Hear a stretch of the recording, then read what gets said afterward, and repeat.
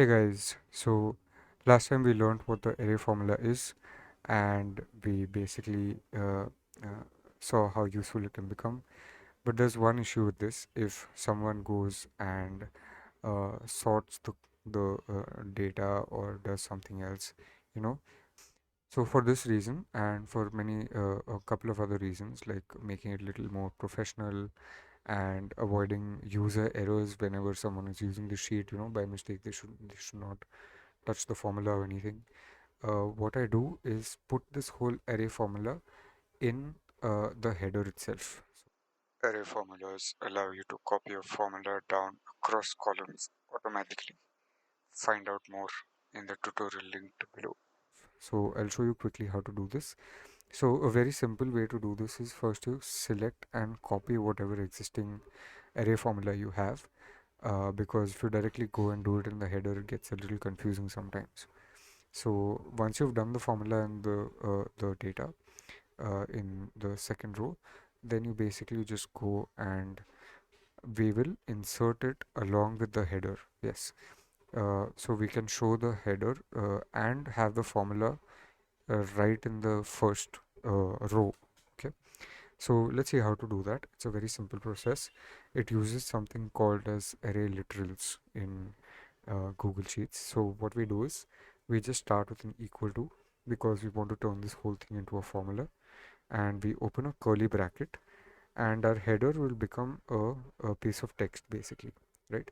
So I'll put my headers in a inverted comma, right? Then I'll put a semicolon. Now this part is key because this is how the formula comes to the next cell within the array, comes to the next row within the array literal, right? I will be explaining this a little more in depth later on, but then you can just paste your formula and close the curly bracket. And when you press enter, you'll see it works the same exact way. Only difference is there's no formula here, right? There's a hidden formula in this magic column. So if I put something here, you'll see it still works, but without having any formula whatsoever in the data, because it's all hidden in the header row. Okay. Another thing I like to do is just to avoid a little bit of confusion. Sometimes, so when I give the sheet to users, to my clients and customers to use, I usually lock the headers because that's where most of the formulas are, and we don't want people touching that. Um, so what other thing I can do is, see, when you click on this, you can still see the array formula here, but if you just press Control Enter right after the semicolon, it goes to the next line in the same row. Okay. Now if I press enter, you see it almost looks like there's no formula here, but it's hidden in the next row over here. So that's how you put formulas in headers. I do this mainly to make sure the formulas are not affected by the sorting or filtering, and the formulas kind of grow automatically and stay out of the way.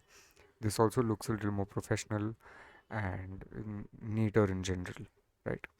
So it doesn't matter how big the formula is, as long as it works here, it is good to go in the headers, right?